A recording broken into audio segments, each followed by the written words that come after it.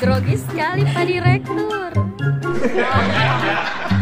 Pada hari ini dalam rangka silaturahmi dan sharing yang nantinya kita pulang dari pertemuan ini dengan semangat secara bersama-sama untuk membesarkan Enel Kekuatan Hijau.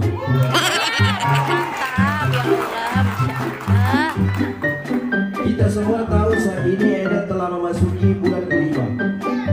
Di bulan kelima Enel berkiprah di Indonesia untuk mensejahterakan ekonomi masyarakat yang ada di Indonesia. Cukup ya, sudah kenal tadi juga beberapa ada yang selfie foto-foto bareng.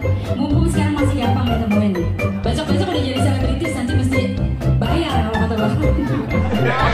Gimana manajer kita yaitu Bapak Eko Julius Budi. Tepuk tangan paling gemuruh untuk beliau.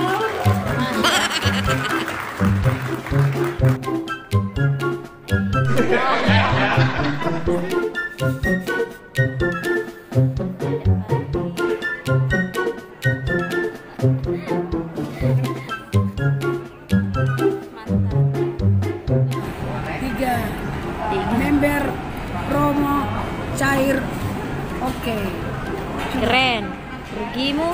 Ragumu Rugimu bukan ragumu ulodumu ya. 738.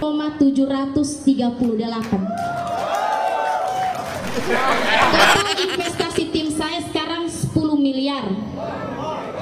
Yang insya Allah akan saya terima di bulan September. 20% dari 10 miliar berapa? Kalkulator pun pasti akan menangis ikut bahagia.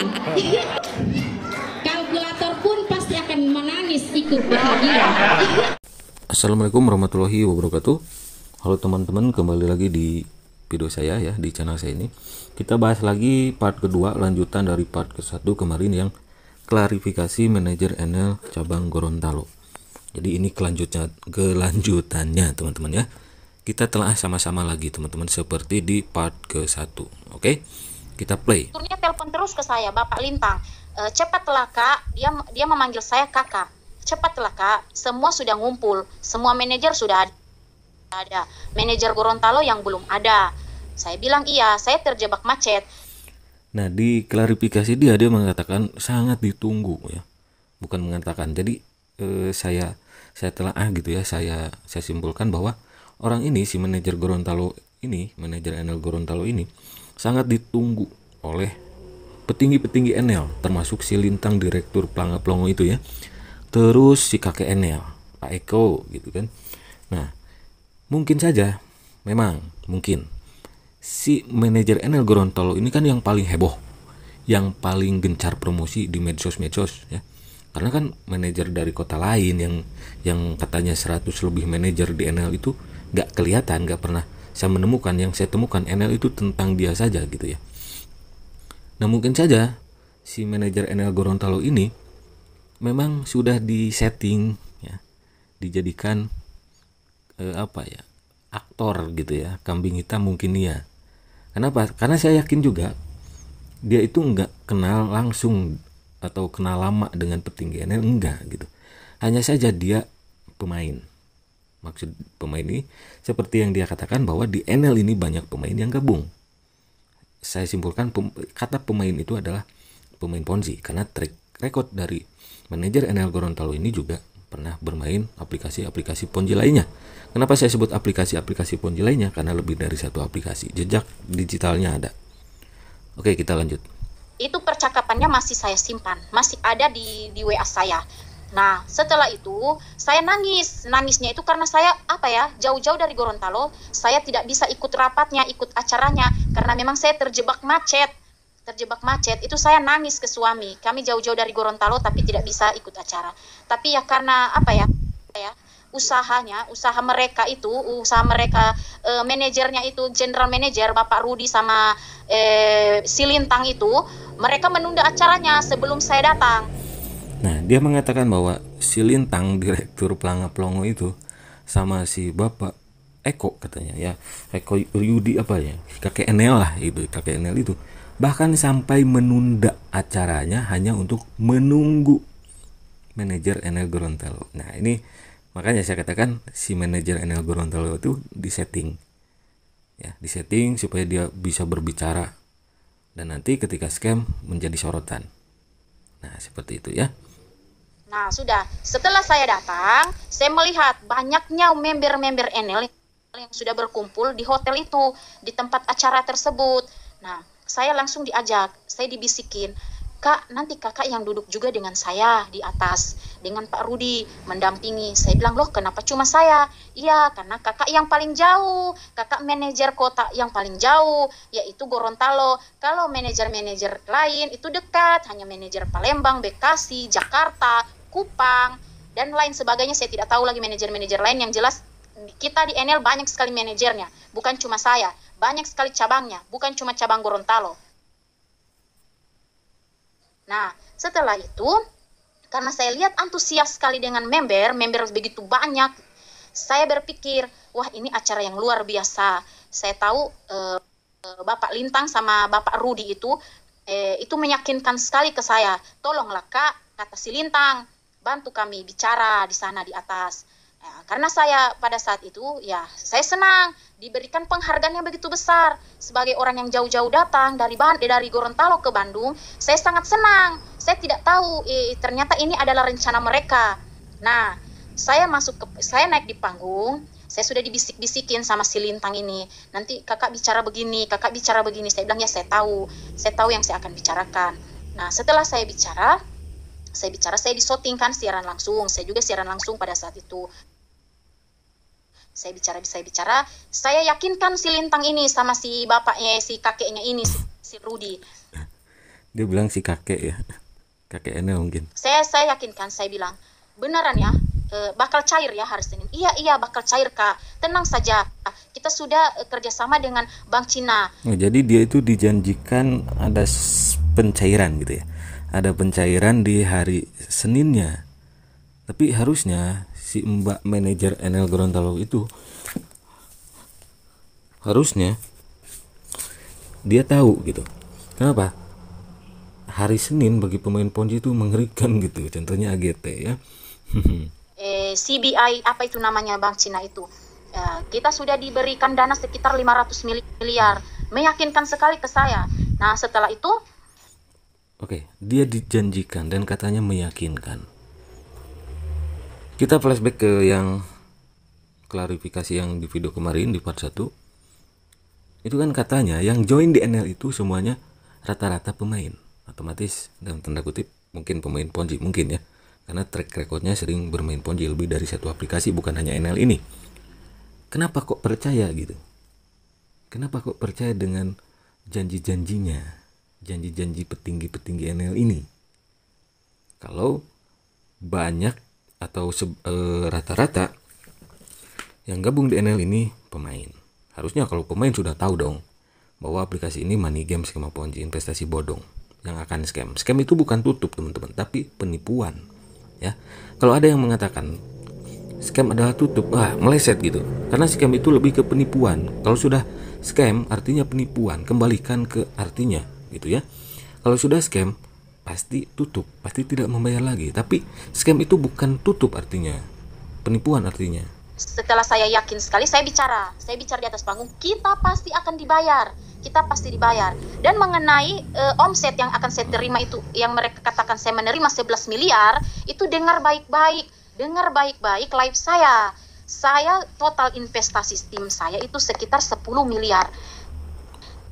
Oke, di sini total investasi tim dia katanya 10 miliar.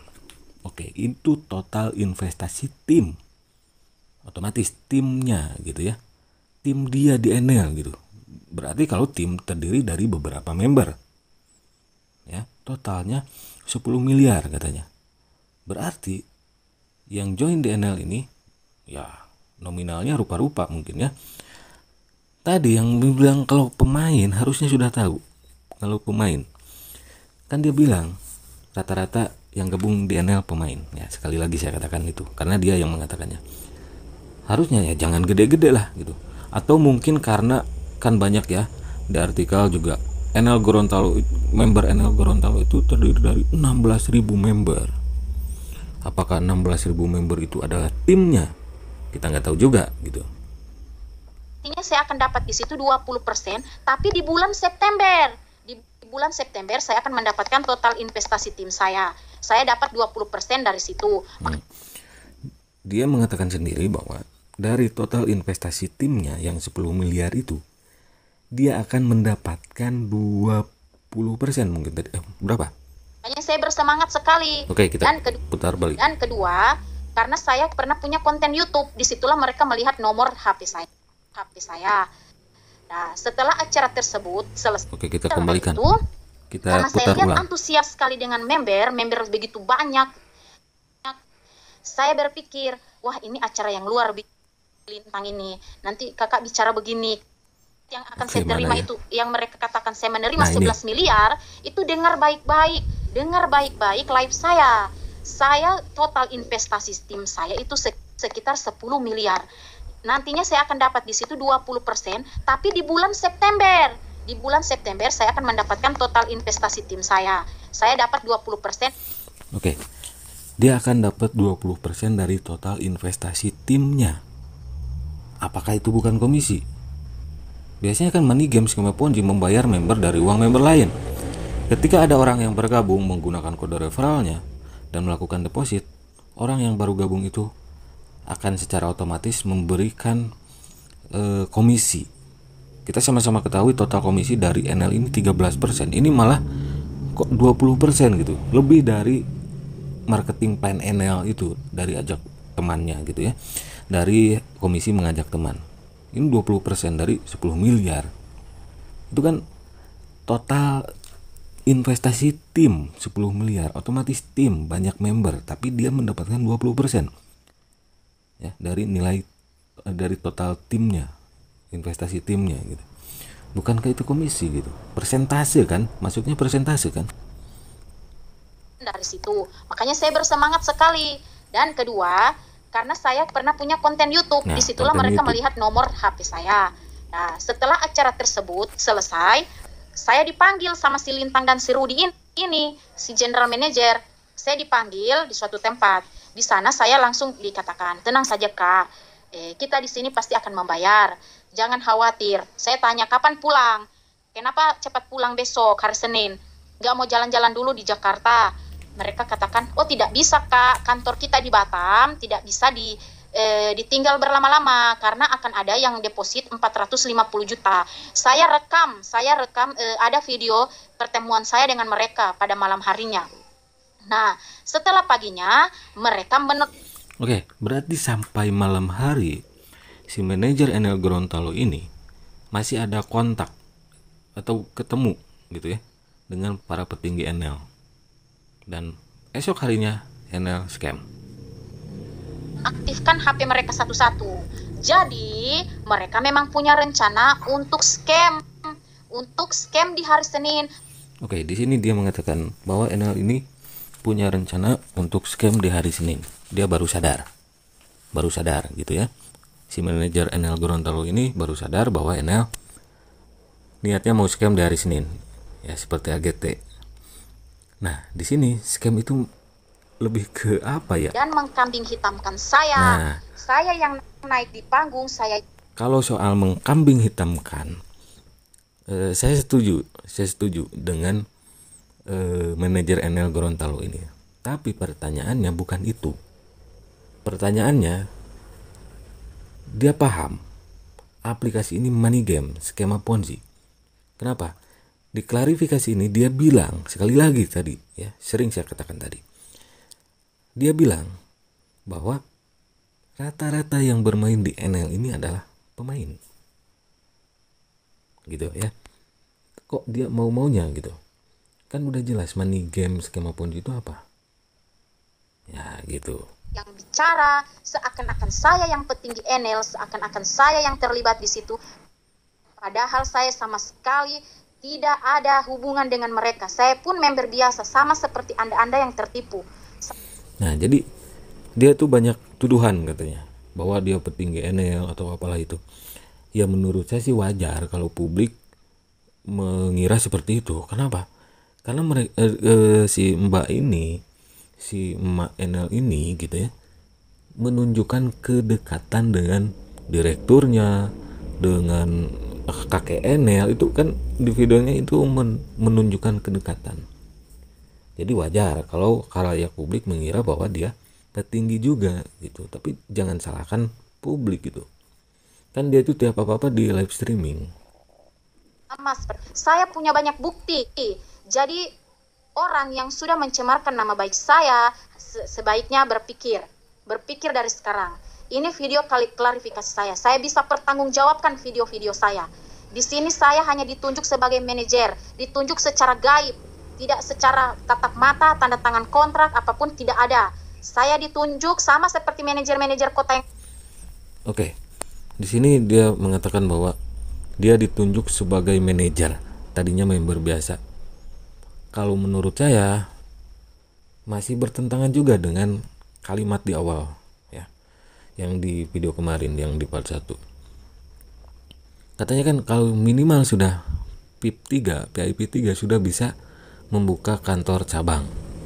Nah seperti itu. Jadi pertama ya bisa ditunjuk atau ada kemauan gitu. Di sini ada Makassar, Bitung, Aceh, Palembang, Bekasi, apalagi ya, Surabaya, Jakarta, Bojonegoro kalau tidak salah, Aceh Besar. Ada banyak semua, bukan cuma saya manajer, bukan. Saya hanya manajer Gorontalo dan saya tidak pernah memaksa member ikut join dengan saya tidak pernah. Semua video saya, live saya itu saya selalu mengatakan, saya tidak memaksa member join. Jadi semua yang mengedit foto saya, yang mengupload saya sebagai buronan, penipuan, semuanya, ya nanti lihat saja itu. Saya bicara sesuai fakta. Saya tidak mengenal siapa PT Enel ini, siapa dalang-dalang di PT Enel ini. Oke, dia bicara yang mengedit video-videonya gitu kan. Dia bicara sesuai fakta gitu. Tapi faktanya, jejak-jejaknya ya gitulah ya. Teman-teman semua juga pasti tahu. Dia bilang yang mengingatkan bahwa Enel Kekuatan Hijau ini penipuan, money game, skema ponzi. Dia bilang di pertemuan itu dengan berapi-api mungkin ya, bisa dikatakan seperti itu, haters katanya. Yang ngomong Enel Kekuatan Hijau itu scam, penipuan, itu dikatakannya haters. Yang bilang money game ponzi lah, money game lah, ponzi lah, kayak gitu. Dia bilang juga ya, yang menjelekkan Enel itu mental miskin juga. Videonya tersebar gitu, bahkan saya juga punya, karena saya pernah mereview. Saya hanya member biasa sama seperti Anda. Saya juga korban di sini. Dan paling parahnya saya yang disalahkan di sini sampai mental saya itu. Oke, katanya dia member biasa juga korban. Harusnya kalau member biasa dan juga korban, ini saya kasih saran untuk Mbak Enel ini, manajer Enel Gorontalo ini harusnya melapor dong kalau dia merasa sebagai korban investasi bodong dari Enel Kekuatan Hijau. Ajak juga kalau nggak salah 16.000 member lainnya. Supaya apa? Kalau sebanyak 16.000 member yang dalam tanda kutip korban, merasa korban Enel Kekuatan Hijau ini, harusnya bisa diproses. Kalau sekarang mereka petinggi Enel, si Lintang, si kakek Enel itu menghilang, mungkin kalau dilaporkan itu akan jadi DPO dan mengurangi atau apa ya, mengurangi jejaknya gitu ya, mengurangi langkahnya gitu. Kalau sudah DPO kan ya membatasi pergerakannya gitu. Otomatis dong kalau ke luar negeri pun pasti dikejar oleh Interpol, misal kepolisian kita bekerja sama dengan Interpol gitu. Harusnya dia juga melapor ke minimal ke Polda, dan ajak juga korban yang merasa korban lainnya juga untuk melapor gitu. Itu baru korban gitu. Kalau benar-benar korban ya, nggak hanya merasa jadi korban, harusnya melapor biar ada efek jerak gitu ya, biar ada efek jerak. Money game ponzi terguncang waktu petinggi itu. money Saya game ponzi membaca, itu bisa saya ditangkap. mematikan HP saya bukan karena unsur sengaja. Saya mematikan untuk ketenangan. Saya ketenangan, dan saya mengulur-ngulur waktu klarifikasi ini bukan karena saya menghindar atau melarikan diri. Oke teman-teman, mungkin itu saja di part kedua ini ya. Selesai. Kemarin part ke-1, silakan kalian simak saja, telah sama-sama ya. Di part kedua ini video klarifikasi manajer NL Gorontalo juga silahkan kalian dari awal sampai akhir telah, karena menurut saya banyak ada kejanggalan gitu ya.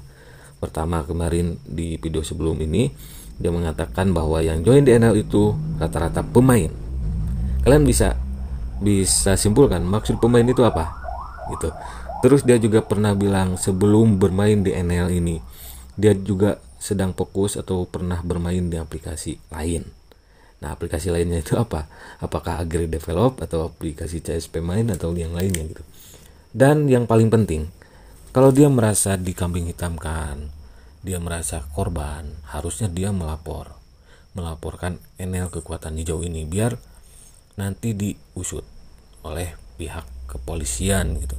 Apalagi saya dengar di Gorontalo itu ada 16.000 korban investasi bodong NL Kekuatan Hijau yang mencapai 10M mungkin ya, kalau nggak salah, mohon maaf kalau salah nominalnya, saya baca di artikel. Nah, kalau dia merasa jadi korban, harusnya dia kan ketika NL berjalan dan dalam tanda kutip dia membuka kantor cabang, oke? Membuka kantor cabang, mempromosikan juga kan gitu. Nah, harusnya ketika NL Kekuatan Hijau ini scam, menurut saya dia juga harus menjadi orang pertama yang melaporkan NL Kekuatan Hijau dan mengajak belasan ribu member lainnya yang merasa tertipu untuk melaporkan NL Kekuatan Hijau. Oke, itu saja review kali ini tentang klarifikasi manajer NL Kekuatan Hijau Gorontalo yang merasa dirinya juga korban dan member biasa. Tapi member biasa yang diangkat jadi manajer lah gitu. Oke, terima kasih, sampai jumpa lagi di video selanjutnya. Mungkin masih membahas NL tergantung permintaan teman-teman semua. Kalau ingin membahas NL lagi silahkan tulis di kolom komentar. Oke, assalamualaikum warahmatullahi wabarakatuh.